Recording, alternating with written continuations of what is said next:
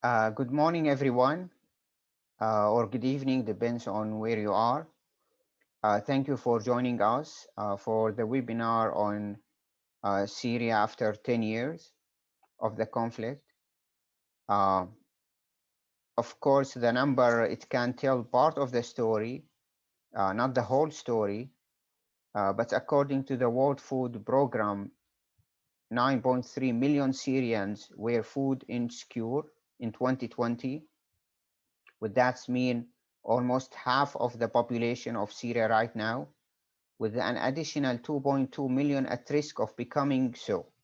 Prices of food items have soared, salaries have stagnated, and domestic food production has taken a dive. As of February 2021, almost 5.6 million Syrians were refugees. Of course, this is the number from the UN, and always the UN account only the registered refugees. We do believe that the number is higher than 5.6, but at least this is a third of the population. The majority of whom are concentrated in neighboring countries, Turkey, Lebanon, Jordan, Iraq, and of course in European countries like Germany and Sweden. And another 6.2 million are internally displaced people, 2.5 million of whom are children. This dire humanitarian crisis promises to continue as long as there is no resolution to the political stalemate in the country, as the Assad refuses to allow a peaceful transition of power to a democratic system of government.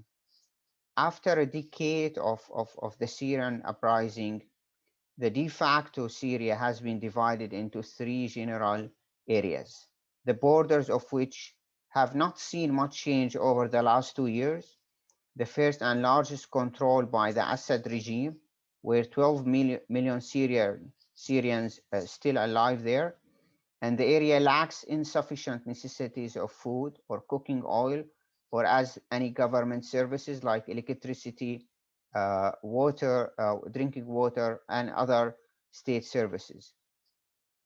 At the same time, the second region, it's one that controlled by the American-supported Kurdish-led Syrian Democratic Forces in the northern east of Syria, and the third area where they have largest number of the IDPs, where the area controlled by the Syrian opposition backed by Turkey. Uh, we fortunate to have four of great panelists coming from different backgrounds who contributed to the Syrian crisis through the years. And we have Dima Moussa. She's a long friend. She's an Syrian-American lawyer and a member of the Syrian Constitutional Committee and the Syrian National Coalition and the Syrian Women's Political Movement. Also, we have Hamzah Almustafa, who's the director of the Syria television, who's broadcasting from Istanbul, and PhD candidate and researcher in the Middle East politics at the University of Exeter. Also, we have Yasmine Nahlawi. She's a legal consultant leading a project that investigates and builds dossier of international crimes committed in Syria to help bring about and assist in their prosecution. She has a PhD in international law from Newcastle University, and she's the author of Responsibility to Protect in Libya and in Syria, Mass Atrocities, Human Protection, and International Law. And last but not least, Assaad Al Achi. He's a Syrian civil society activist and the executive director of Baytna, Syria, from Gaziantep. I will give 10 minutes or 12 minutes to each of the speakers. And then after that, we'll have Q, such of a debate between even actually most of the panelists will agree on most of the issues will be raised. We'll have open for questions. Anyone interested? That we have Q&A, and then also you can send your questions through the center YouTube channel. We'll start with Dima. Dima, please. Thank you, Radwan, and thank you, the Arab Center, for organizing this discussion and inviting me to join with the other distinguished guests. Good morning, or good afternoon, or evening to everyone, wherever you are in the world. Um, I want to start from the get-go, is to realistically remind ourselves and everyone that with each passing day, Syria and Syrians are slipping further down the priority list internationally. But more alarmingly, probably, is on the US foreign policy agenda. This is something that I will touch on a little later. Admitting this sometimes is understood by some to mean that we are sitting around waiting for the international community to do something or impose something on us. This is absolutely not the case. Instead, it should be an incentive for all of us collectively to determine what is it that we can work on to push the international community as much as we can, and to do work at the Syrian level within these coordinates. And I think this type of event is falls under that. So this makes it important for us to work and intensify actually the work at all levels: political, civil, legal, humanitarian, even on the media level and advocacy. Today, what we are witnessing in Syria, and I think we all agree on this, is that there's a true crisis that is getting more compounded and complex, which means the solution is not a simple one either. It would still have to address the roots of the problem, which remain in place today and are worsening exponentially due to the policies that had and continue to impoverish the majority of the population economically, socially, and politically, which were originally the reasons why Syrians came out in 2011 in their revolution.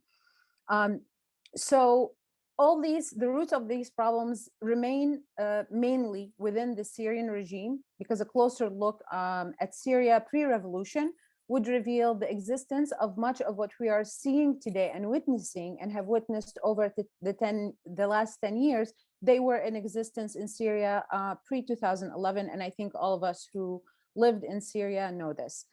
And I know this is starting to sound like it's just we're repeating it, but it truly is that the only way out of this is through a comprehensive political solution, a roadmap for which was drawn by the Geneva Communique of 2012 and later through Security Council Resolution 2254, which was adopted unanimously in December 2015. And, me being a member of the opposition, we remain committed to the political solution, and I think all Syrians are, through the full implementation of this resolution, which outlines the steps for the political process. And I will just mention them as a reminder: establishing a credible, inclusive, non-sectarian governance, drafting a new constitution, and free and fair elections pursuant to the new constitution with all Syrians, including members of the diaspora, eligible to participate. But we shouldn't forget that 2254 also has some humanitarian or other aspects that are supposed to build trust between the Syrian sides and among Syrians in order to create the appropriate environment in which this political solution can be implemented and sustained. Those relate to things like refugees, IDPs, detainees, the missing, and humanitarian assistance, among other things. The other thing about 2254 is national consensus, at least on paper, about the political solution in Syria. Where things get tricky is when we look at its implementation or attempts thereof so far.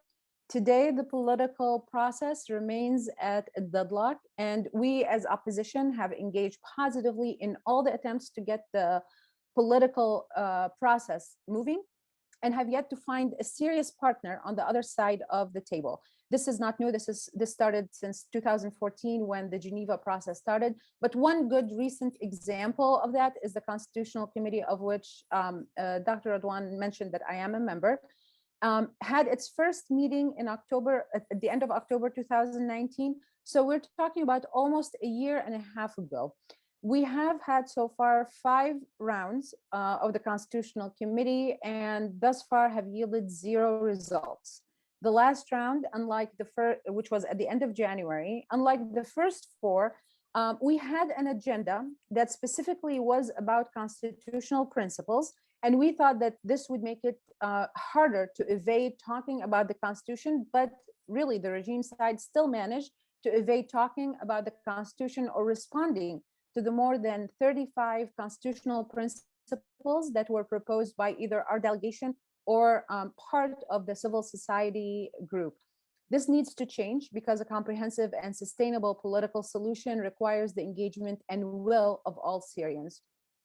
However, this deadlock in the political process at the Syrian side's level also reflects a deadlock and a deep fissure, actually, at the international level with regards to the Syria file.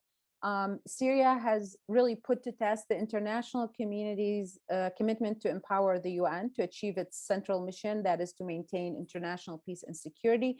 It has also put to test the international communities, but more so that of the major powers. Specifically here, I want to talk about Russia and the US, that they can truly work together to have a positive role in resolving such conflicts instead of using them as additional battlegrounds to flex their muscles at each other. I am sad to say that what we are witnessing today is a failure of those tests of the international community. And here I want to go back to the current US administration. The Biden administration has inherited many problems from its predecessor, including coming in during what seems to be mismanagement of a pandemic and a set of internal economic problems.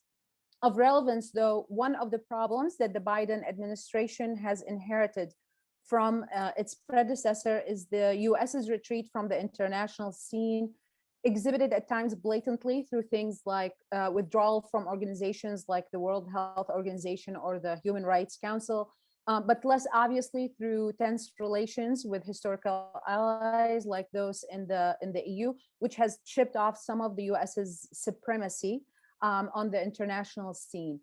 This seems to be one of the focus points of the Biden administration, to go back to having a major role on the international scene. And here I mean for it to engage positively therewith. But in doing so, it can't ignore issues at regional or country levels like the Syria file, which is directly connected to the US international position. But there are indications that the US's focus on regaining its positive image or positive role at the international level means pushing files at regional and country levels even further down its priority list. And I think that would be a grave mistake in the long term. So far, what we have seen from the US administration is that Syria is not a priority for the US. We haven't even seen assignments for top officials on the Syria file. But this is sending the wrong message to Syrians in general, and more importantly, to the regime or anyone that doesn't want to see a political solution anytime soon. And look, this also includes people who are benefiting from the war conditions on the ground. This includes warlords, which are numerous in the regime areas, but they are also present in the other parts of the country that Radwan talked about, with this de facto partition that we have going on. This also makes me, I want to remind ourselves, I guess, and everyone, that there is no solution in Syria from one side, not at the Syrian level and not at the international level, in the sense that we should not be looking at a solution where there's a winning side and a losing side, except a result where the Syrian people are the winning side. And so far, the Syrian people are the ones that are losing. This brings me to my second to last point. When looking at the Syrian level of the solution, while it might not be what most of us want to hear, let alone say, the more inclusive the political solution is, the more sustainable. This means that we might have to work with sides, and and we are already working with the regime, sides that we don't want to work with, that we don't want to negotiate with, but we have the Saudi revolution. Left out will be a spoiler, but of course there are red lines, as much as I hate to use this expression, which I think most people now also hate. And this brings me to my last point, stemming from this idea of the importance of inclusivity. The issue of continuing of full representation of women at the negotiations table. I always have to talk about this point. I don't want to cite the plethora of studies that show how much more successful and sustainable peace processes are when women are represented in greater percentages. We don't need these studies to support what we already know is the right thing to do. I think this is definitely one aspect where the opposition still needs to get things together and correct this obvious and catastrophic mistake. And last but not least, if I were to give one recommendation to the Biden administration, is to engage seriously and positively in the Syria file, specifically in the political process. And here I'm talking about at the international level, of course. This means reaching consensus with all the international actors, because this status quo will result in two main things.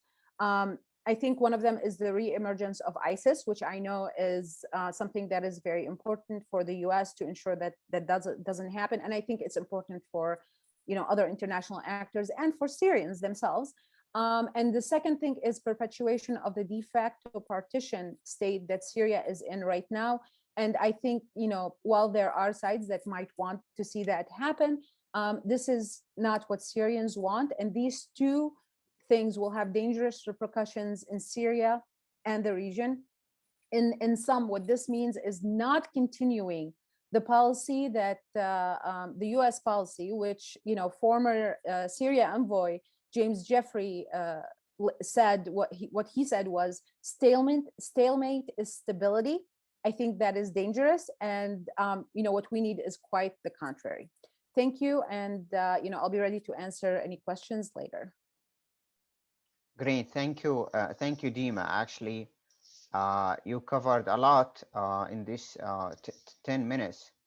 And of course, from the mysterious war, the international community, which I guess we'll hear a lot from the concept from Yasmine later, into the Biden administrations and its priorities. Because any administration, when it comes to governance, it's all about priorities. And we'll see. But now let's move to Hamzah. We both agreed on to the de facto Syrias on Syria right now. Do you think this is the results of the stalemate that Dima mentioned, or we are still in the revolving doors of the civil war that's changing sands, as we say, because that's reflect into changing borders? Hamzah? First of all, thank you, Dr. Radwan, for having me. And also, I would like to thank the Arab Center in Washington, D.C. for organizing these events. And I agree with Dima about in general about the internal dynamic of the Syrian conflict. But in my opinion, I don't see that there is any great change or dramatic change, at least on the ground, or at least in the international level. Do you know that I think talking about Syria, about the Syrian politics now, I think it's very simple and complex at the same time. In my opinion, that was because now, the Syrians, all Syrian peoples, or the political power in Syria interacting with their conflict as outsider, while the international and regional power deal with the conflict as an insider, because that the settlement of the conflict is relying only on the agreements between regional and international power, not relying on Syria. Well, if we decide to focus more about the internal dynamics of the Syrian conflict, at least militarily, and since March 2020. After the ceasefire agreement between Turkey and Russia, Syria has not witnessed any great change on the military map.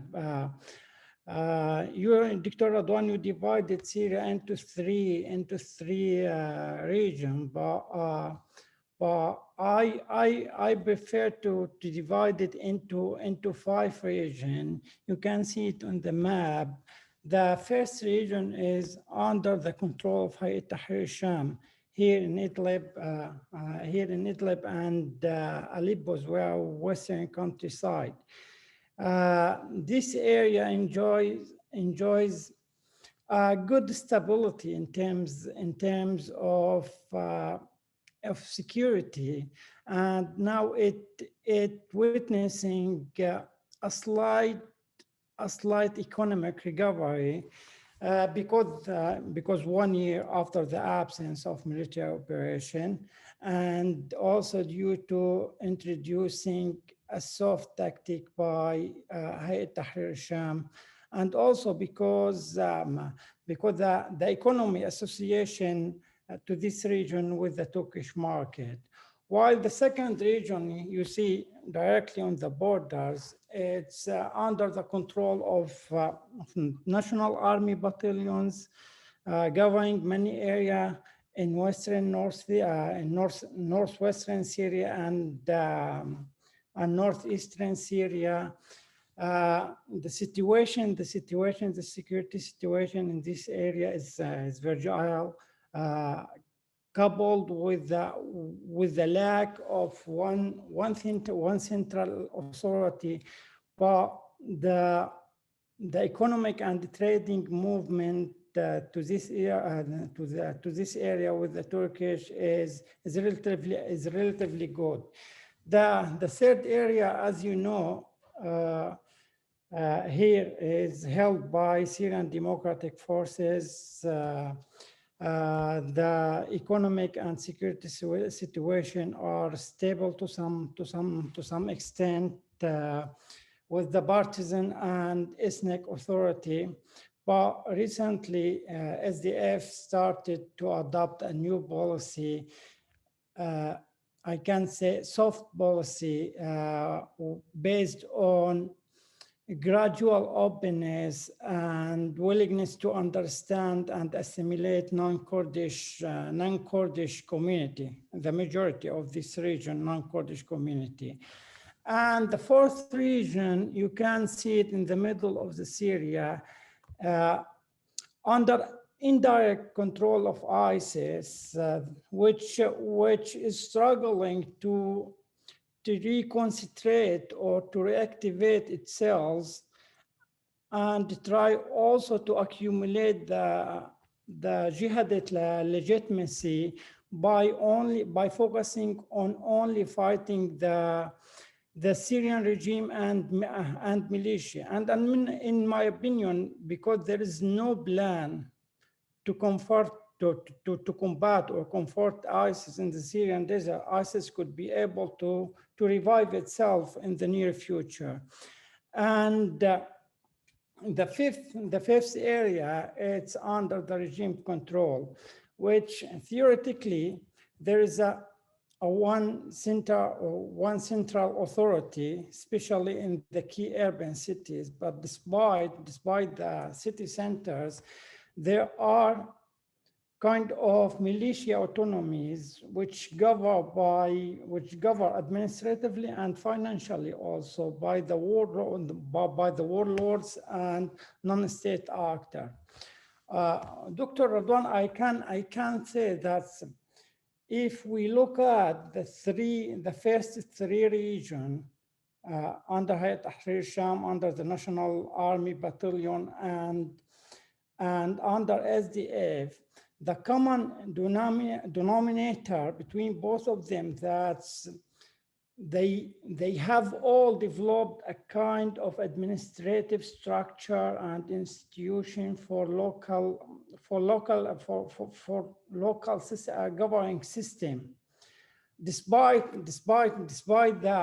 the region under despite the region under the regime control, which which it was witnessing now, unfortunately, the collapsing of the state institution and become more and more controlling by militia autonomies more than central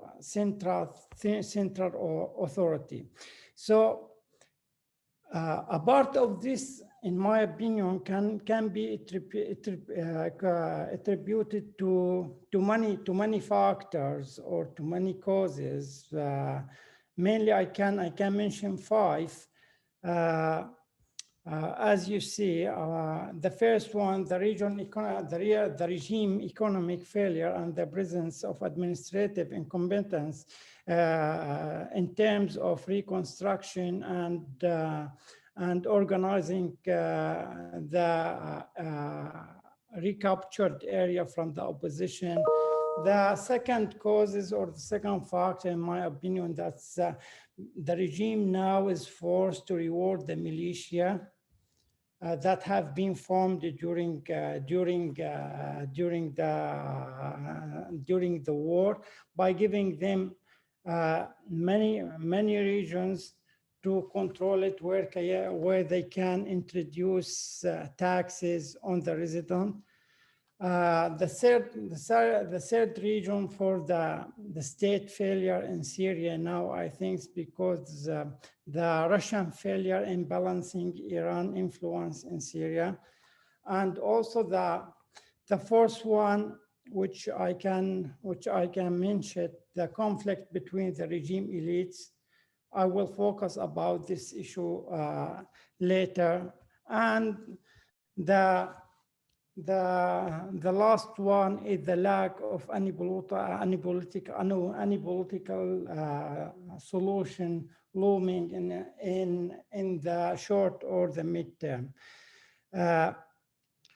If now I will pass the first three causes or indicator, and I'm gonna focus about the conflict now between or among the regime elite. As you know, that's after 10 years of the war, a lot of significant change regarding to the economic scene. You know, that's because a great deal of the Syrian business owner has escaped the country to save their businesses. And this, as Stephen Heidman argued, and by the way, he has written very good papers about the composition of the business elites in Syria. He create a vacuum needed to be filled. At that time, anyone with the resources to found militia was able to become rich and to have ability to influence in the political output of the political process. So that's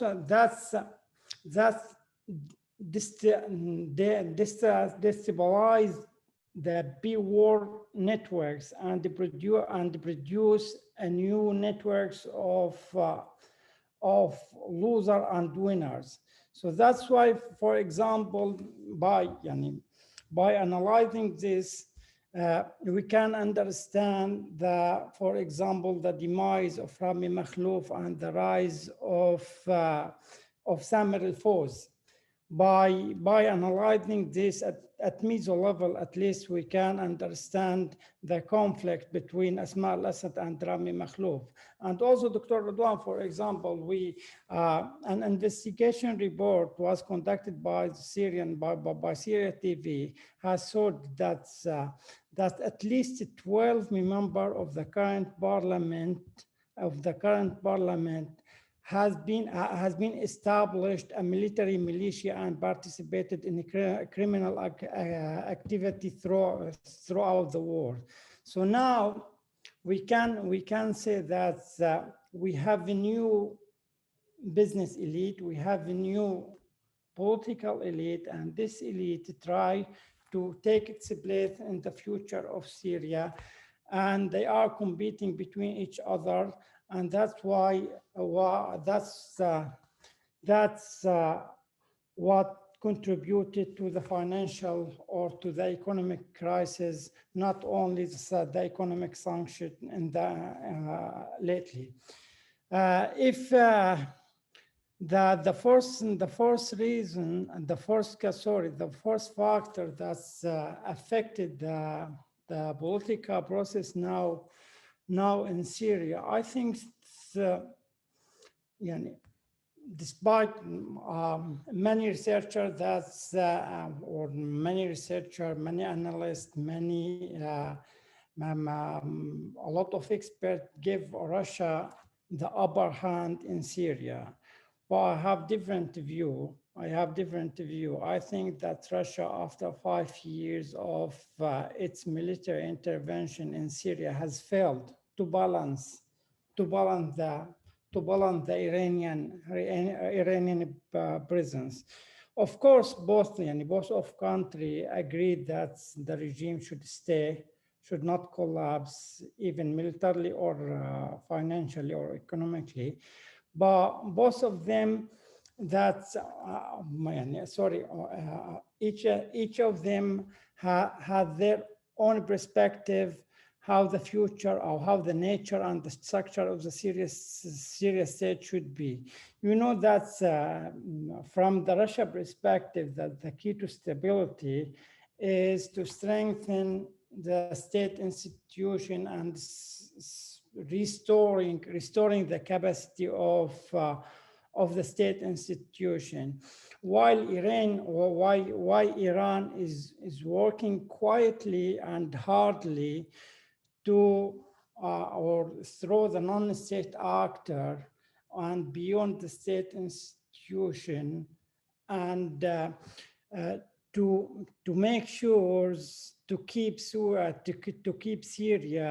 in their culture and strategic orbit. And I think, despite even if the Israeli airstrike has been intensified last year, and there is a huge loss of the Iranian militia, especially last year, but I think that Iran succeeded in expanding its presence and its leverage in Syria last year, especially in the eastern Syria. And in my opinion, I could be wrong. In my opinion, Russia has not upper hand on the regime. Russia can only affect the regime on political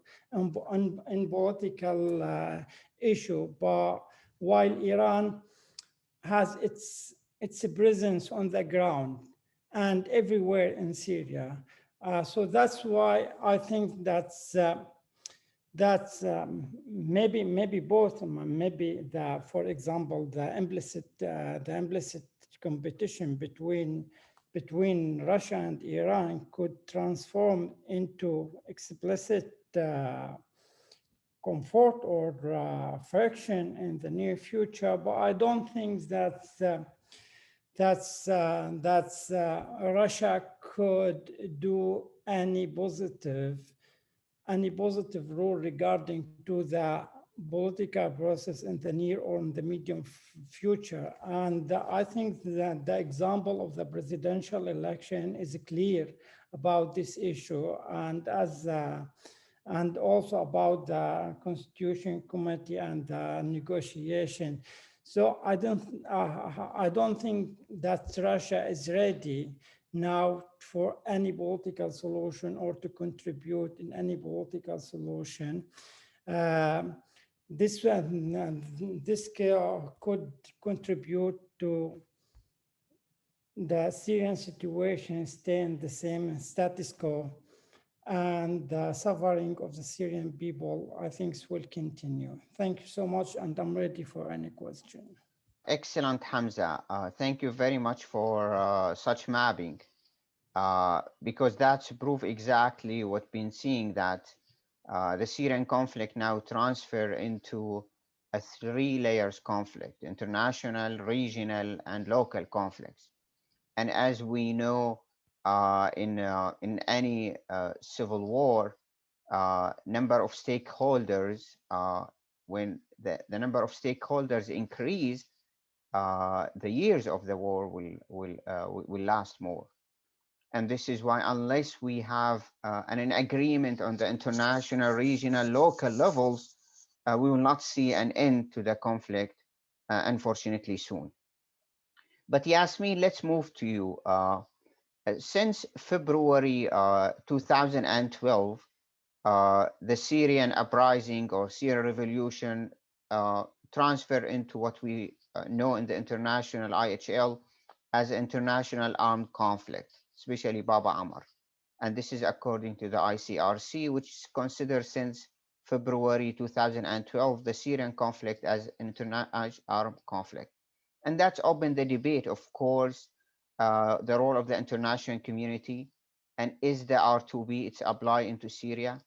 And I remember in 2012, I've been invited into Brazil. At that time, the Ministry of Brazil was interested to reverse the R2B into responsibility while protecting, not to wait to protect, but while protecting.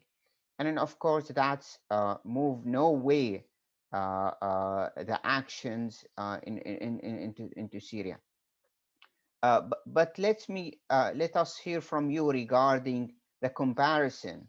Why in Libya the international community acted quickly and adopted the resolution 1973 under the auspices of R2B, but in Syria failed.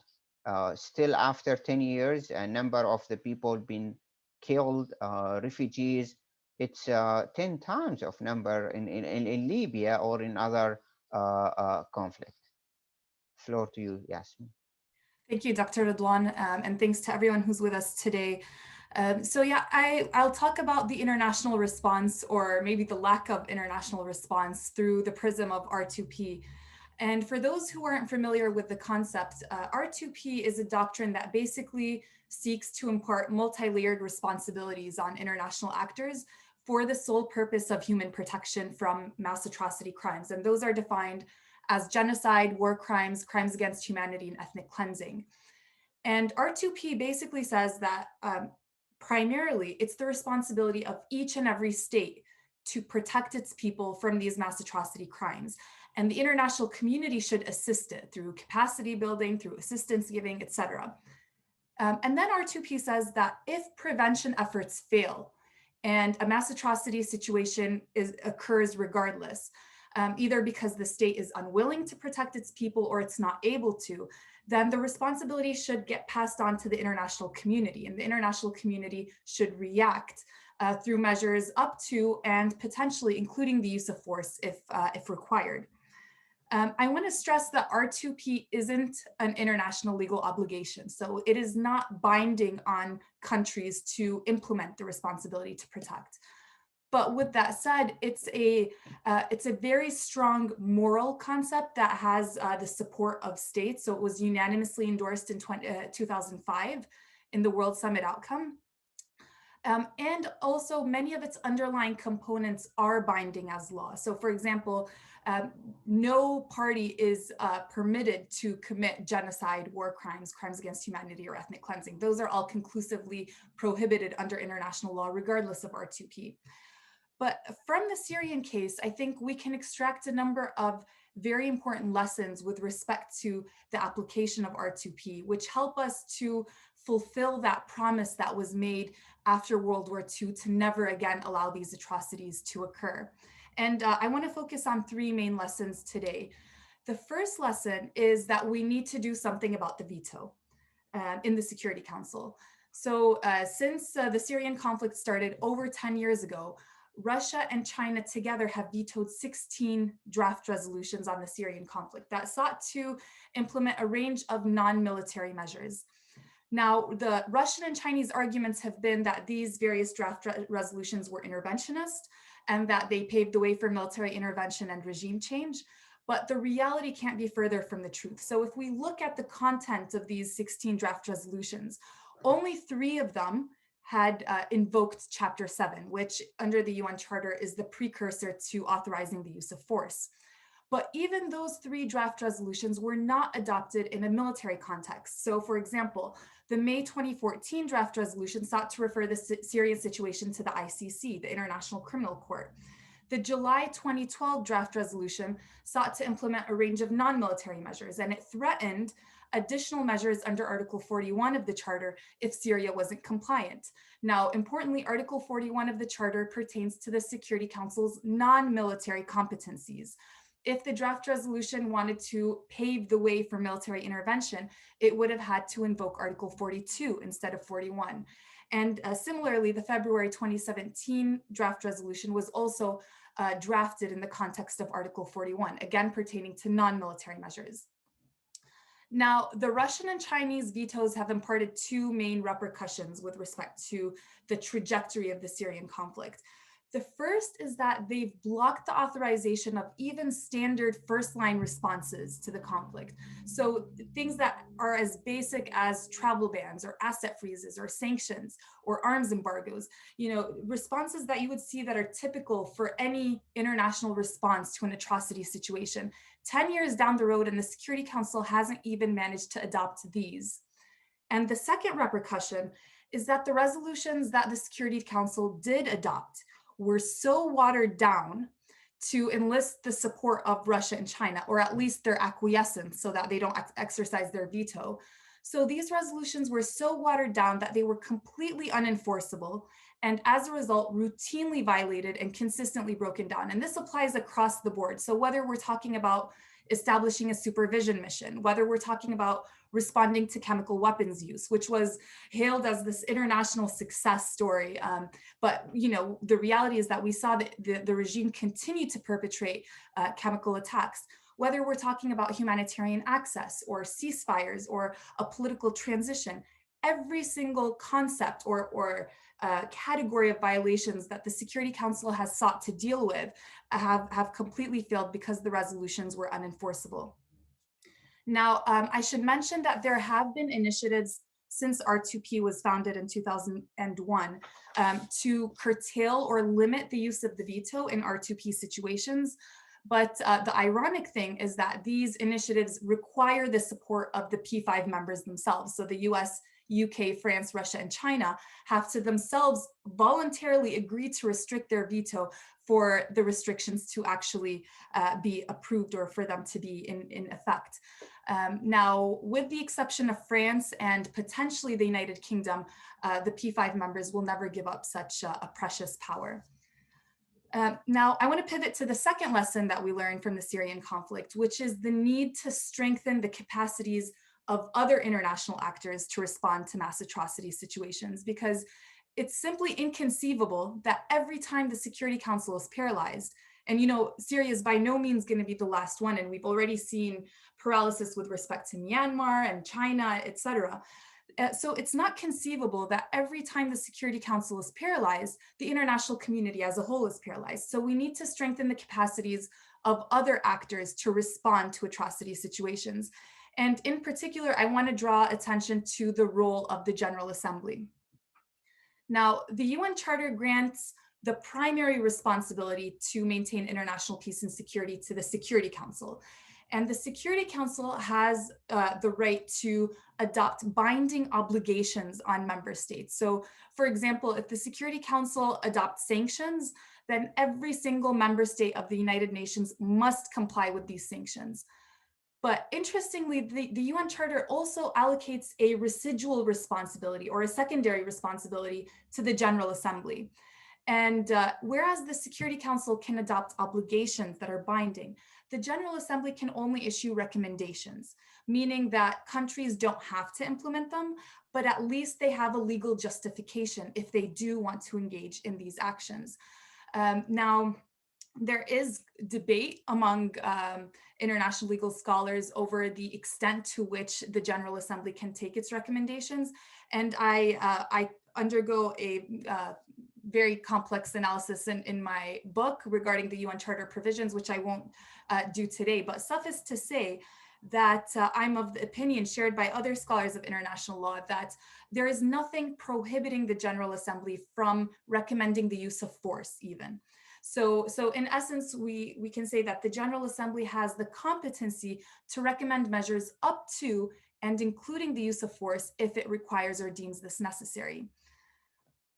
So in the Syrian context, the General Assembly did exercise its residual powers here through the establishment of the IIIM, the International Impartial Independent Mechanism, which was established in December 2016.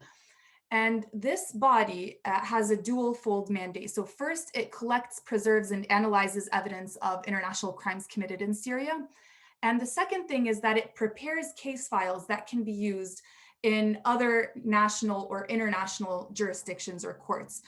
So the IIIM is not itself a judicial body, but it can assist in terms of preparing case files for other jurisdictions. Now, the interesting thing is that when the IIIM was established by the General Assembly, this was completely unprecedented. It had never been done before. But in the 5 years since, so from 2016 until now, the General Assembly's it's established 2 additional bodies. So it's established the IIM in Myanmar, and it established UNITAD with respect to the crimes committed by ISIS. So the idea is that just because the General Assembly hasn't done something before, it doesn't mean that it doesn't have the right to do so. And I mean, it was very groundbreaking that the General Assembly engaged in the Syrian context and created the IIIM, but I think that there was room for the General Assembly to go beyond, well beyond establishing an accountability mechanism. And in this respect, I think it's helpful to think of the need to create a culture shift in the United Nations. Whereby as soon as it becomes obvious that the Security Council won't be able to respond to a particular situation, that there's this expectation that gets put on the General Assembly to respond to that situation through recommendations, which again can be non-military as well as military. Now, the third lesson that we can take from the Syrian context is the need to center international responses to mass atrocity situations through the lens of human protection. Now, any mass atrocity situation, including the Syrian one, are going to give rise to a host of repercussions and consequences. And of course, in Syria, not only do we see a humanitarian catastrophe, but we also see a refugee crisis. We see the fear of chemical weapons proliferation. We see the emergence of terrorist groups.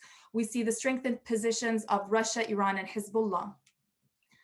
But what we also see is that international responses have been centered on very specific consequences of the wider conflict. So for example, we have an international coalition to combat ISIS. We have European countries in particular very vested in combating the refugee crisis. We had very strong international responses to the use of chemical weapons. But what was missing was a response that is concerted and serious towards the wider underlying conflict. And what I would argue is that until the bottom line, until the underlying root cause of the conflict is addressed, the driving factor of these various consequences, the refugee crisis, the emergence of terrorist groups, etc., the driving force is going to remain in place, meaning that either we are never going to be able to address these consequences, or that they're going to require prolonged and sustained efforts and involvement by world powers. So just to summarize, in terms of national interests and countries, what we've seen in Syria is that they've been pursuing their maybe more immediate national interests by targeting these specific consequences. But the reality is that these national interests are better served by addressing and tackling the root cause of the conflict. And I'll end here, and I'm also looking forward to the Q&A. Thank you so much. Excellent. Thank you, Yasmine.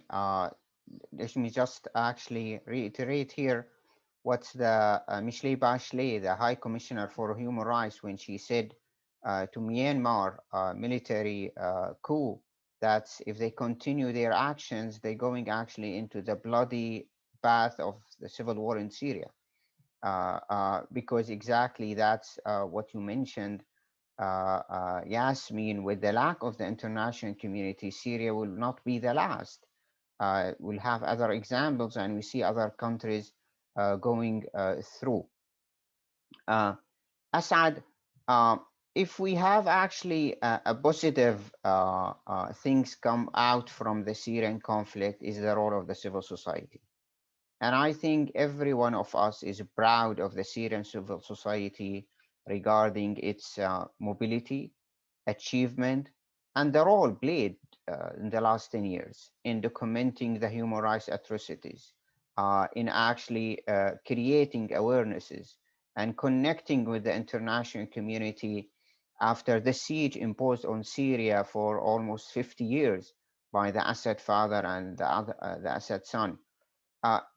It was for me it was a surprise to see all of these civil society played an important role, where other actually institutions like because we don't opposition political parties or others did not play the role as we the Syrians have expected to play. Um, you've been actually one of the leading human rights and civil society activists. Tell us more about the role of civil society and your participation in the last conference, in the Brussels conference, which tried actually to create and to raise fund to the Syrian humanitarian crisis.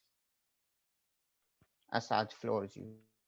Thank you very much, Dr. Radwan, and thank you for the Arab Center. Indeed, probably the Syrian civil society is the last defense line to protect whatever is left of the Syrian fabric altogether. And I'm more specifically referring to the community-based organizations that exist in the different areas of Syria today, and to different diaspora organizations that are working with the refugee communities wherever they are, whether in neighboring countries or beyond.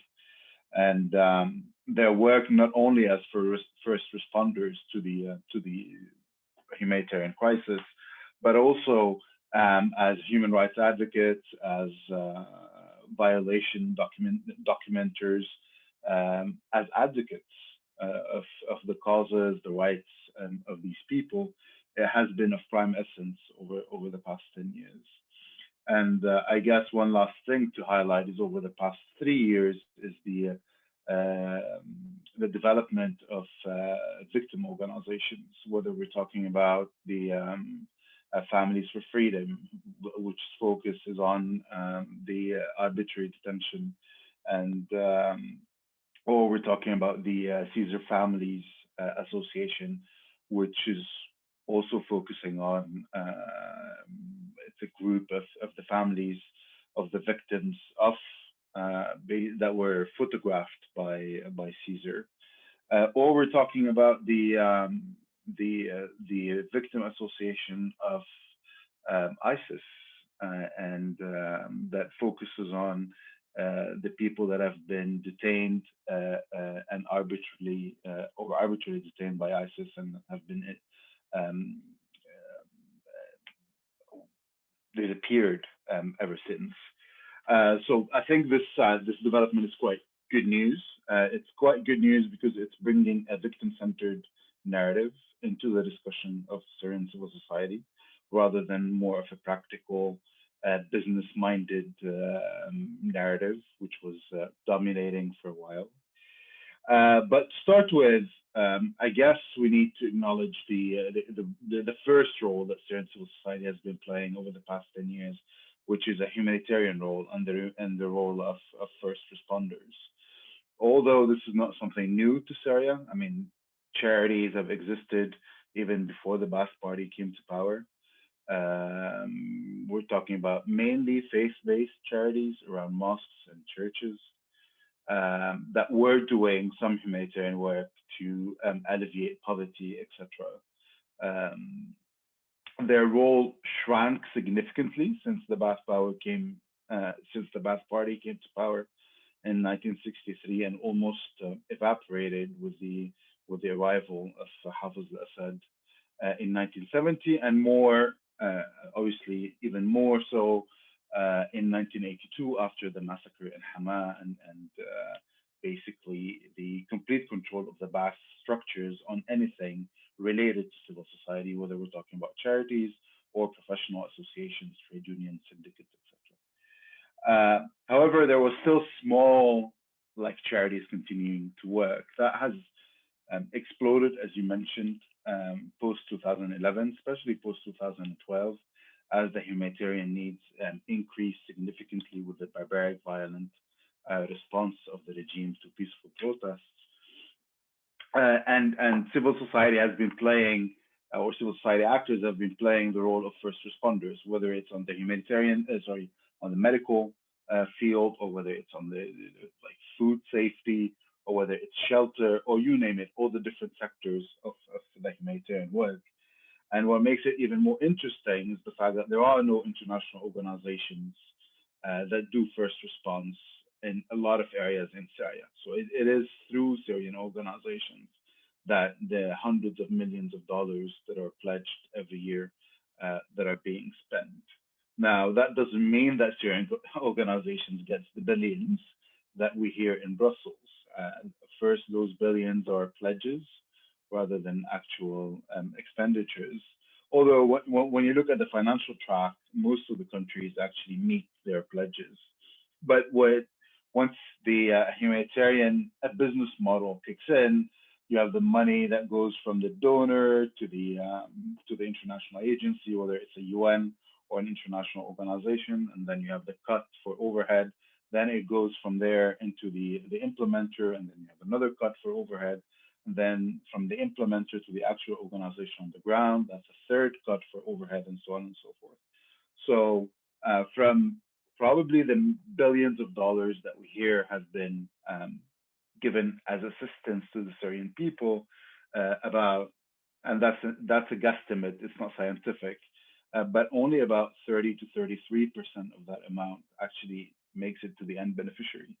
About 67 of that is gone meanwhile in transition from the donor into the end beneficiary. So if we say 50 or let's say $100 billion have been spent overall on the Syrian crisis from 2011 until now, only about $33 billion of those have actually reached Syrians at the end. Now, obviously, humanitarian aid does create economic cycles as well, because by the overheads, you're paying humanitarian workers. Those humanitarian workers are spending money. So I'm not taking into consideration, obviously, when I say these amounts, the different economic cycles that are created or are a byproduct of the humanitarian aid itself. And interestingly, also, these first responders have not only appeared in opposition-held areas. They exist in all areas that Hamzah so clearly explained to us earlier, whether we're talking about SDF-held areas or regime-held areas or Hayat Tahrir al-Sham or the Syrian National Army. They're all over the place. And a common structure or a common denominator for all of them is that they operate in limbo. They don't operate under a clear legal environment. If we look at Syria, the association law dates to 1958. It's archaic, and it's kind of been suspended by the different states of emergency that have been declared since 1963. Now, obviously, the state of emergency was lifted in 2012, but then replaced by the Mahkamat al-Irhab, by the Court of Terrorism. So there's always the risk of being accused of being a terrorist as a humanitarian worker.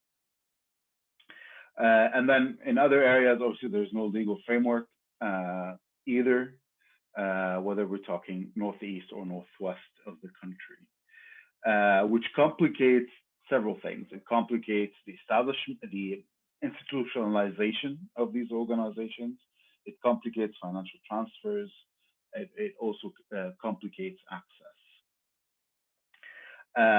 Moving on from the purely humanitarian role that these organizations have played, a more visible to the international community role is the human rights documentation and the advocacy role that a lot of Syrian civil society organizations have played.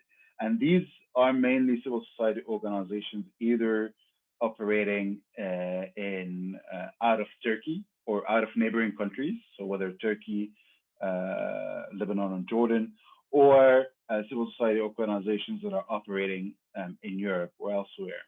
It's very difficult today for a Syrian civil society organization based in any area of Syria to clearly advocate for human rights or for any of the rights or roles that it should be doing. And that's why a lot of the organizations like Baytna or like other organizations that are in the neighboring countries or in Europe are playing the role of the messenger, basically, and trying to elevate the voices that we get from the ground when it comes to the different violations. What also we invest a lot in is the bridging between organizations operating in different areas. So if you're operating, let's say, in the Turkish-held areas, you can't speak of the atrocities that are happening in Afrin, but you can definitely pass the message to organizations that are operating in SDF areas, and they will be able to talk about the atrocities happening in Afrin, and vice versa. If you're an organization operating in Raqqa or in Deir ez-Zor, it's very hard for you to talk about the exactions committed by SDF or by the YPG or by SIS or any military structure that exists in the area. But you can easily pass the message to organizations operating in the northwest of the country, and they can do the advocacy. So investing a lot in this cross bridging of the different areas and trying to make sure that the messaging is moving freely among the three areas is quite important. Equally with organizations obviously based in regime areas, it's a bit more tricky it's a bit trickier with organizations based in government or in regime areas because you run two extra risks when you talk to organizations based in regime areas. The first one is the risk of being co-opted. You never know whether there is never 100% certainty that this organization is 100% a Syrian civil society organization and not some regime-linked or Khabarat-linked organization. You will never be able to 100% ascertain that. So there's always a small risk of being co-opted. That's one. And the second risk is obviously the risk that you're putting on them by talking to them. So you need to make sure that you have all the necessary firewalls in place, you have all the VPNs, and I mean all the protection is put in place to minimize the risk for them talking to us in other areas of Syria. But so the role of advocacy and human rights has played a big role in several things. One, in making sure that the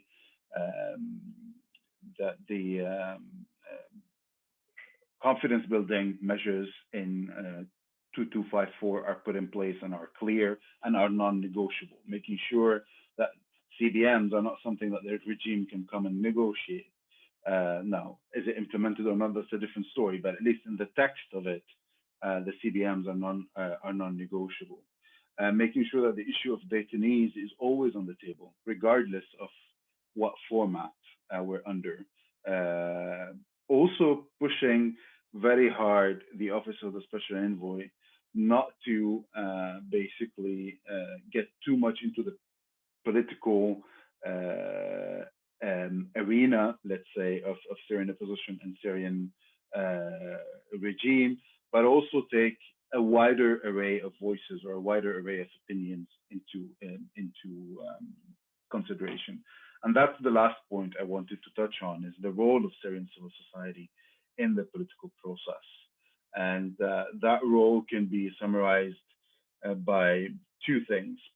very quickly. The first is the participation of Syrian civil society or members of Syrian civil society in the civil society support room, which is a mechanism established by the Office of the Special Envoy to consult with members of Syrian civil society, but also the middle third, the famous middle third that exists in the Constitutional Committee. Now, is that really representative of Syrian civil society? There's a big debate about that. And how do you actually choose the middle third? When we look at the Sochi communique, it talked about the UN having the mandate, basically, to put the names of the middle third. What happened in reality is negotiations between the Syrian regime and well, through its representative Russia and the Syrian opposition, who with the leadership of the special envoy, to basically come to an agreement on 50 names. When you look at the 50 names, I would say not more than 20 or 21 are true representatives of civil society, regardless of what political affiliation they have. I'm not talking about their political affiliation here, but I'm talking about whether they're true representatives of this community they were coming from. But these are kind of the two tools of engagement that civil society has with the political process. They're not perfect. They have many shortcomings, but they're important. And I think the role that civil society has when it comes to the political process is not limited to these two tools, but also has a much bigger and wider role from outside these UN mechanisms to put pressure on the UN, to put pressure on all parties as well, to make sure that the rights and the interests of the people Syrian civil society work for are not forgotten. So whether these are the victims or the beneficiaries of the programs that these organizations are offering, we need to make sure that their rights and interests are protected. And the mechanisms that are offered by the UN are not the only mechanisms that exist. We can obviously use mechanisms from outside, and that would be my first recommendation probably to the US administration when it comes to working with Syrian civil society, is to look at mechanisms outside the scope of the UN, not necessarily the CSSR or the middle third, but also other scopes to impact the political process, to make sure that rights and interests are protected, but also to make sure that Syrian civil society is funded and Syrian civil society continues to exist. And I think that's the biggest risk at the moment, with the donor fatigue and the Syria fatigue more generally. Interest in supporting civil society is going down, when needs are increasing significantly. And we saw that at the last Brussels conference. The amounts pledged went down by about $1.5 billion when needs have increased significantly in all areas of Syria. So there is a need for rebalancing, and I think the US has a prime role to play in that as well. So that would be the second recommendation, is to significantly increase support to Syrian civil society, financial support, so that needs are met and Syrian civil society is able to continue to play the important role it has been playing over the past 10 years. And thank you very much. Excellent. Thank you, Assaad. We have only actually 20 minutes left. This is why I need your help.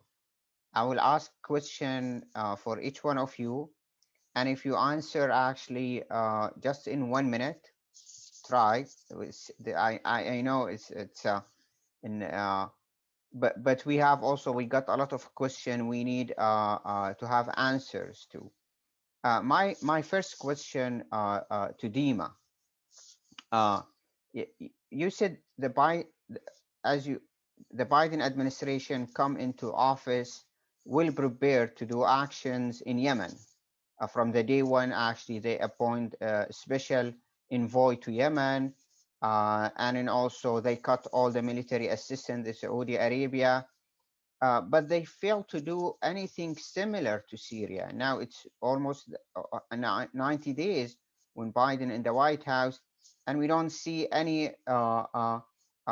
They downgraded the Syrian crisis into just a humanitarian crisis, and we see the Secretary of State Blinken gave very emotional and powerful speech at the UN.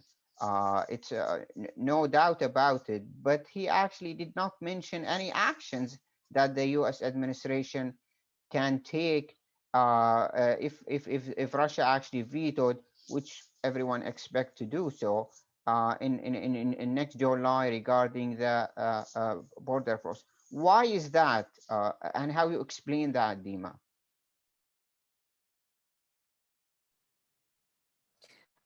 You know, that's a really complex question, and you give me only 1 minute. You know, this is to me, it's not something new. I think it's been a few years that we have seen the U.S. administration. You know, the rhetoric is great, it's wonderful, and there is almost no action. And here, I just don't want to be misunderstood, because I have been in the past. We're not talking about military action. We're talking about the diplomatic and political level. And I think it's just that. You know, until now, the U.S. is definitely seeing this whole policy of stalemate stability as truly what it, you know, what benefits it. Because if it, you know, until now, I think they're not getting out of the mentality of an action means more. On, you know, they don't want to do that. But honestly, we don't want that either. As Syrians, we don't want more. You know, if anything, we want to get all the military people out, all these militaries, all these armies outside of Syria. But I don't think they're, you know, they're yet, and there's no will to engage at the political and diplomatic level, at the, you know, at the level that is needed to resolve the problem in Syria. And, you know, considering its location, and I know this is said so many times that people almost don't believe it anymore, but it is. And it's not just related to Israel. It's, you know, in the region as a whole. You know, I don't think the U.S. is ready yet to take any action. And, you know, the status quo is still working out. It's not causing any problems at home by sending more troops, but at the same time, it's not giving up anything. So it's doing this. But like I said in my you know, in my recommendation, I don't think stalemate is stability. Eventually, it's going to cause things to explode, and it's going to have very dangerous repercussions in the region, and I think on the U.S. as well. Thank you, Dima. Thank you, Yasmine. You focus too much on your presentation on with the lack of actions from the Security Council. Let's move to the General Assembly. In 1974, the General Assembly, they freeze the seat of the apartheid South African regime at that time. Did not expel the South African government at that time, what was apartheid, but they seized the seat of the government from doing any activities within the General Assembly or within the UN agencies. Why is that is not an option in the Syrian case? At least we have 9 or 10 actually General Assembly resolutions regarding the human rights violations in the Syrian Arab Republic. Can the General Assembly move a step beyond the establishing the IIIM into freezing the seat of the Syrian government? Thanks, Dr. Radwan. I think this goes back to one of the points that I was making about a culture shift in the United Nations. Because if we come right now and say, what can the General Assembly do now? I think it's way too late.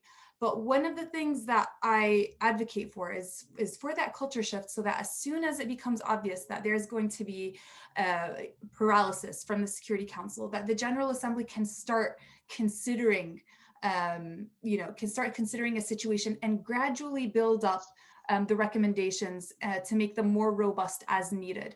And certainly freezing the assets, sanctions, certainly these can fall under the remit of some of the recommendations that the General Assembly can make.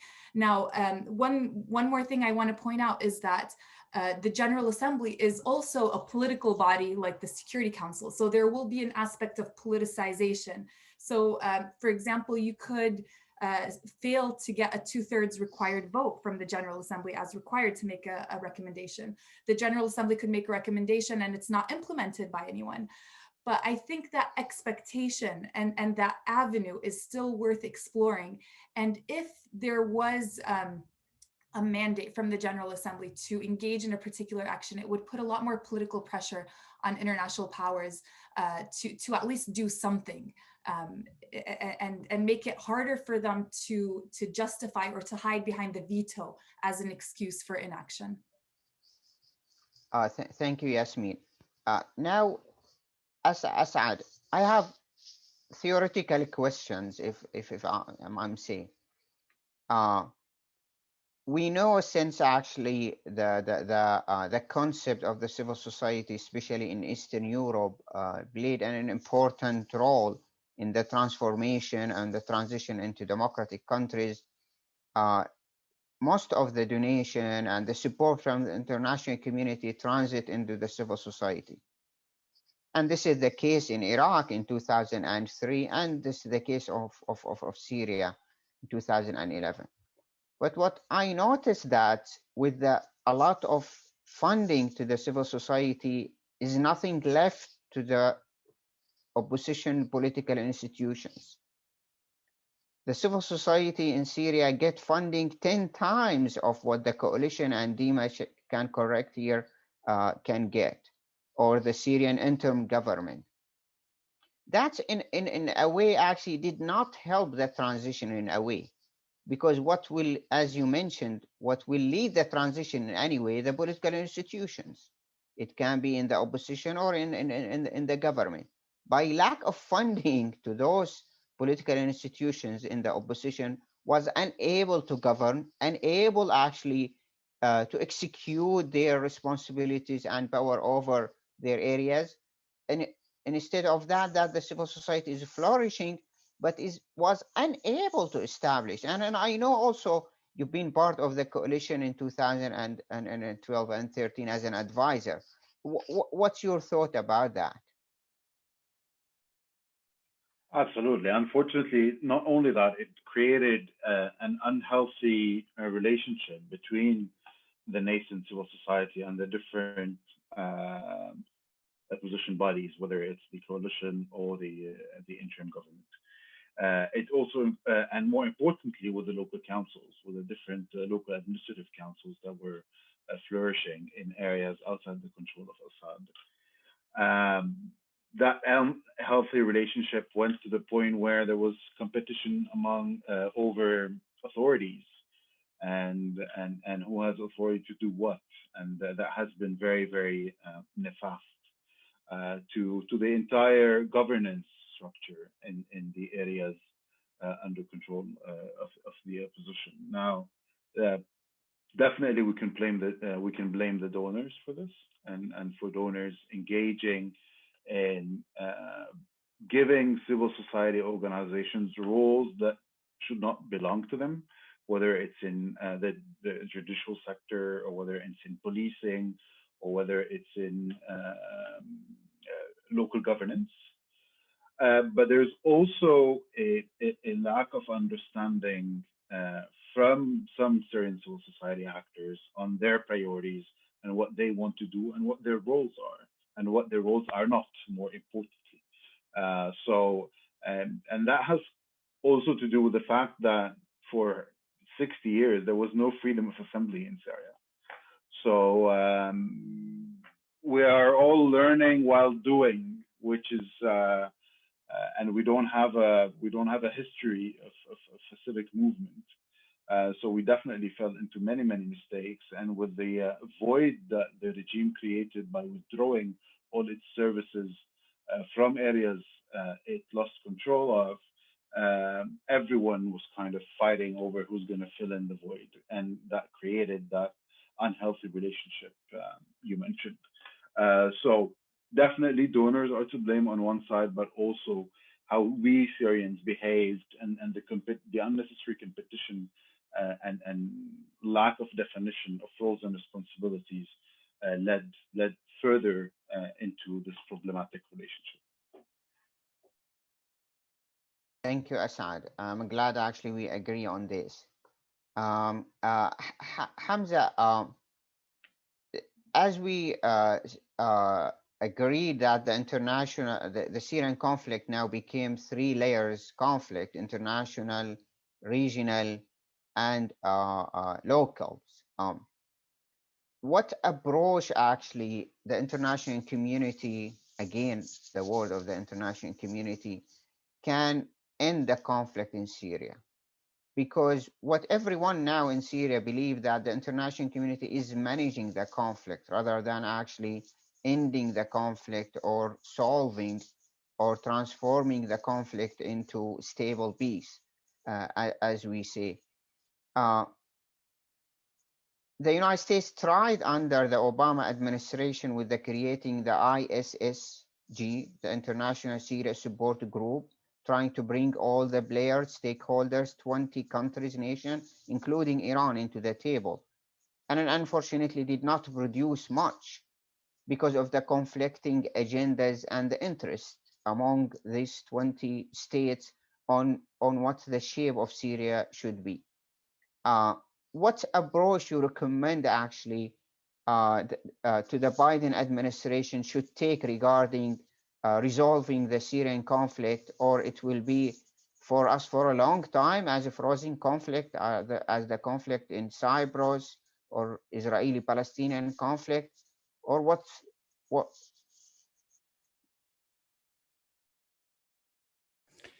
Yeah, thank you. Thank you for this question. I think the answer is very complicated. It's not simple answer.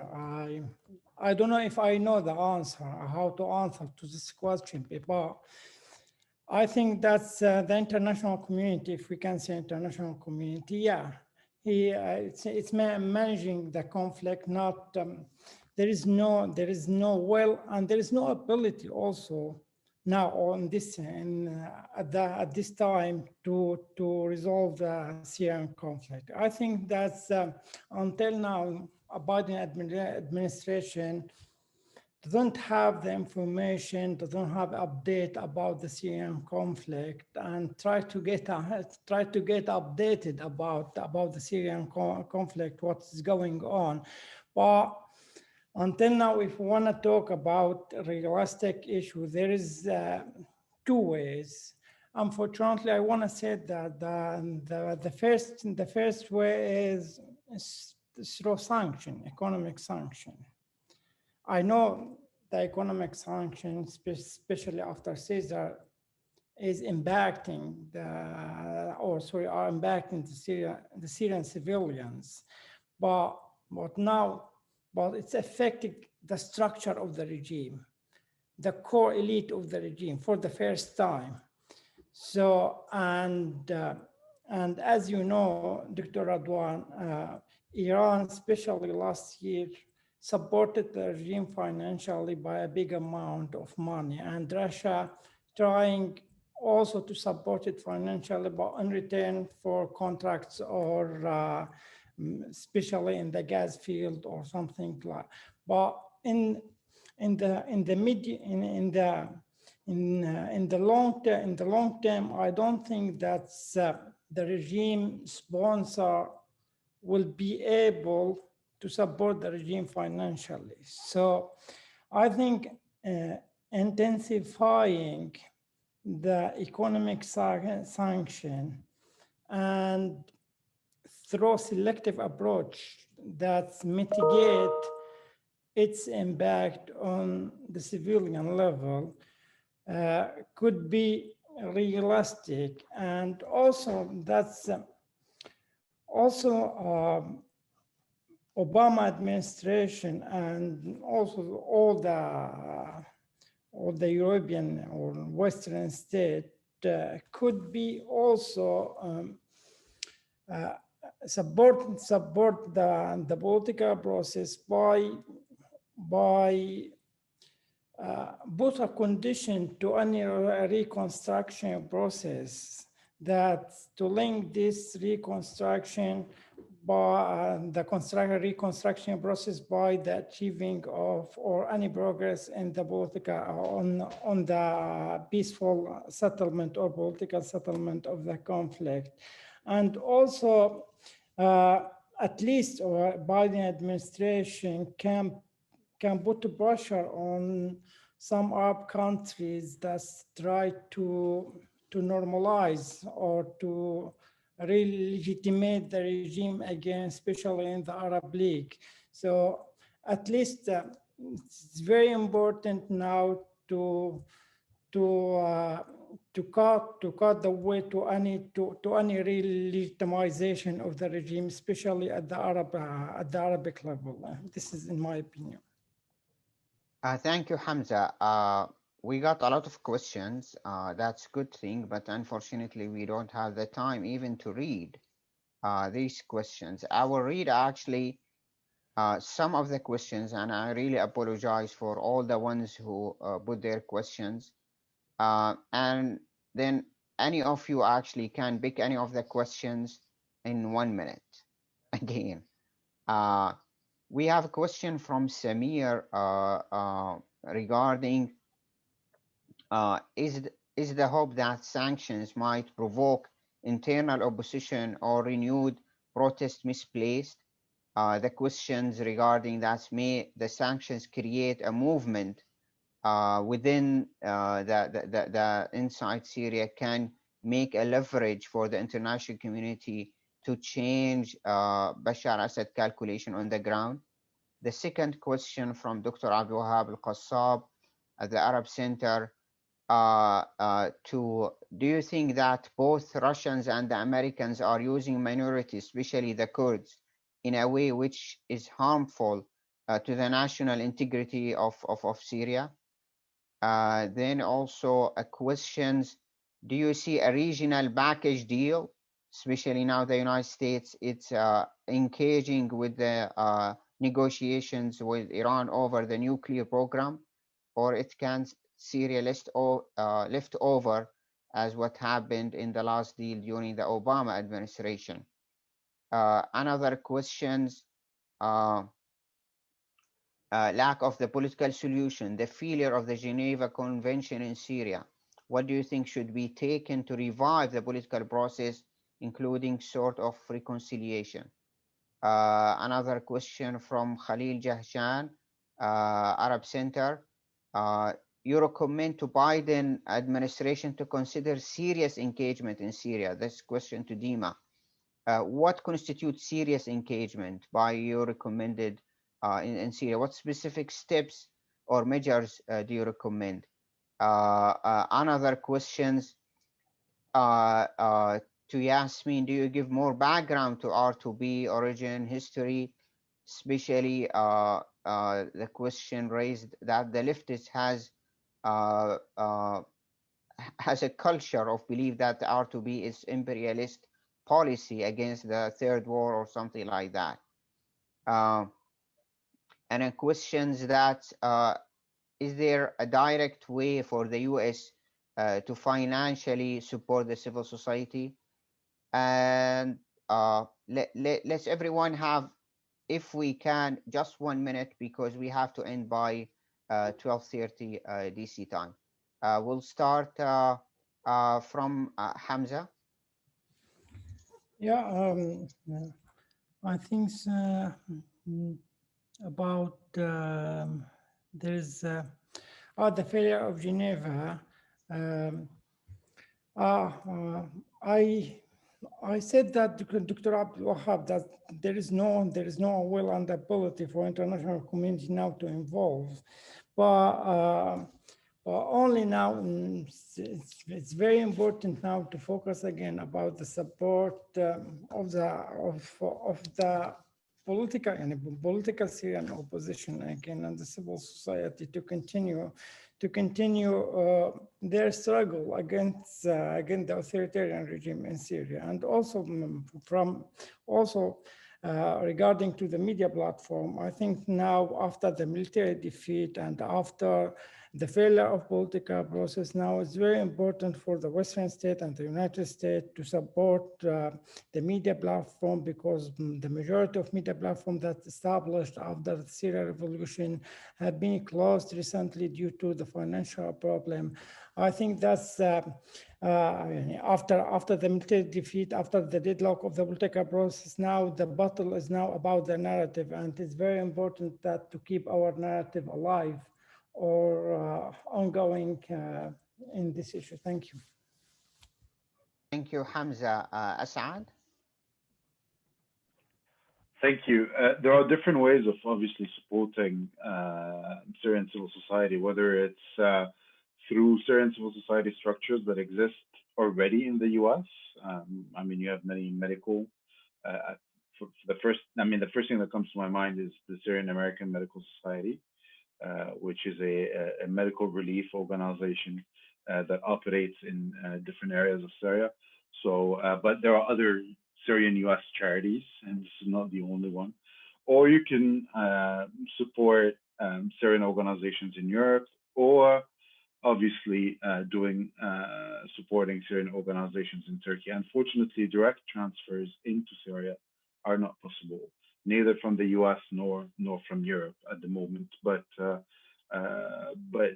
Syrian organizations have developed mechanisms basically to ensure that are fully transparent and fully compliant with all different sanction regimes.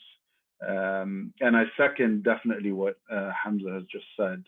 The next battle is the battle of narratives, and we should not let the regime win that battle. So continued support to media and to Syrian civil society is of essence to be able to make sure that the narrative remains alive. Thank you very much. Yasmine? I'll take the question on R2P. And the short answer is that the ideas that we need to protect populations from mass atrocity crimes are agreed by all countries across the board. So even Russia and China, when they expressed skepticism regarding international motivations or Western motivations on Syria, they would still affirm the protection principles of R2P. So they would still condemn violations committed in Syria, whether on, even in October 2011, when Russia exercised its first veto, it stressed very specifically that we are not with, or we do not condone the actions of the Assad regime. But the disagreement regarding R2P regards how can it be implemented, or how should it be implemented. And this was even a disagreement that emerged on Libya with respect to allegations of mission creep. So basically, the problem is, how do we implement R2P, not the values that underpin the doctrine. Yasmine, final word, Dima? Thank you, Dr. Radwan. And, I'm going to go back to the question about what can the Biden administration do. And I'm actually going to tie it to the question that you asked, Hamza, which is about also about what they can do with regards to the political process. And you actually mentioned the ISSG, and I'm so glad that you did, because the ISSG, if we remember, had the Vienna meetings in October and November of 2015, and the outcomes of that exactly were the reason, and they were formalized in Security Council Resolution 2254. So this is a great example of that. When the international community comes together, it can achieve something and push forward the political process. Since then, we haven't seen something similar. What we have seen is actually the division of almost that entire group into two groups, which is the Astana group and the small group. And what we need to see now is to bring again those two together, because since 2015 until now, what we have seen is that they have been more a sort of competition, and that hasn't yielded really very good results. So I think one of the things that the Biden administration can do is contribute to bringing back these two groups together and making 2254, which has all the steps that are needed for the political process and political transition into concrete and tangible steps that are implementable, so that we can go forward and hopefully get out of this crisis soon. Thank you. Hopefully soon. Thank you, Dima. Thank you. A great discussion. You gave us a lot of thoughts and ideas to think about it and to write about it. Since we are at the Arab Center, we do policy briefing every week. And then, of course, Syria, it's up into our interest and the center of our interest. Thank you again. And hopefully we'll have another round of discussion if we see any actions or any change in the mapping as Hamzah pointed out. Thank you again.